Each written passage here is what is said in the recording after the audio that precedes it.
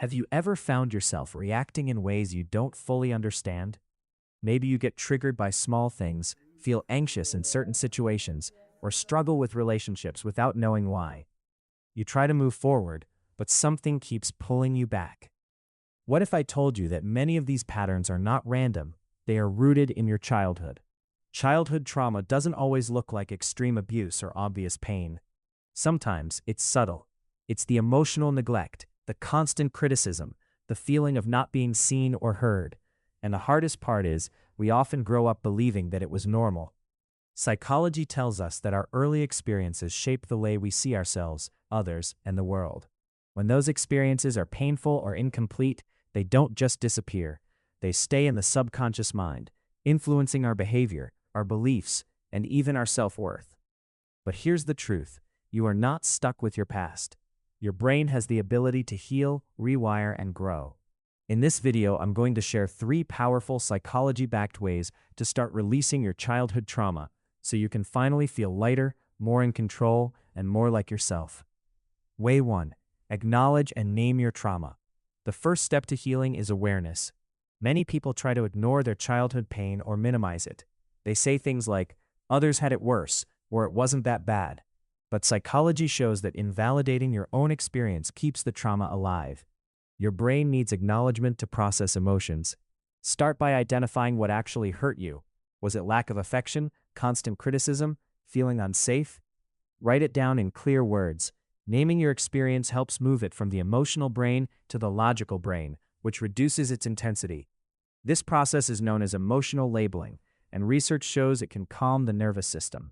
When you say, "I felt rejected" or "I felt invisible," you begin to create distance between you and the pain.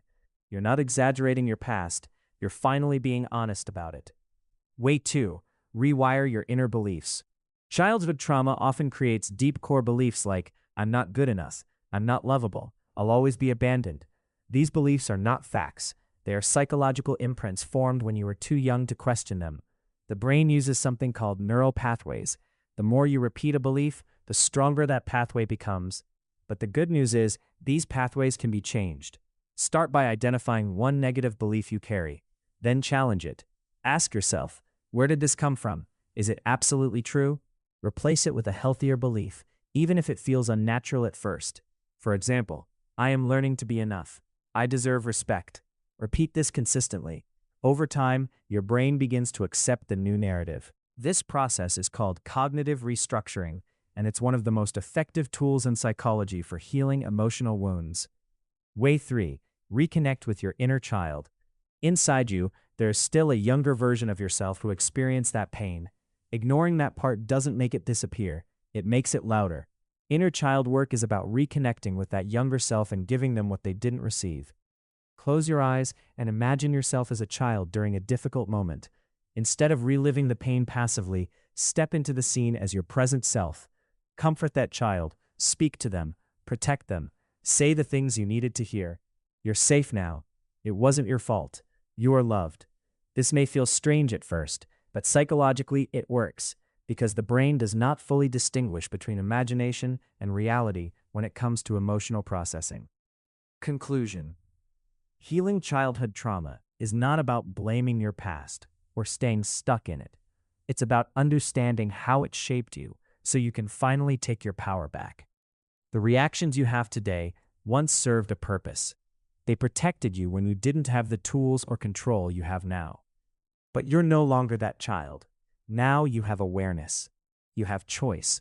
And most importantly, you have the ability to heal. This journey is not instant. It takes patience, consistency, and compassion for yourself. Some days will feel easy, and others will feel heavy. That's part of the process. But every time you acknowledge your pain, challenge a limiting belief, or comfort your inner child, you are moving forward. And that is one of the most powerful things you can ever do. If this resonated with you, take a moment to reflect on which of these 3 steps you can start today. Healing doesn't happen all at once. It happens in small, intentional moments. Your past may have shaped you, but it does not define who you become next.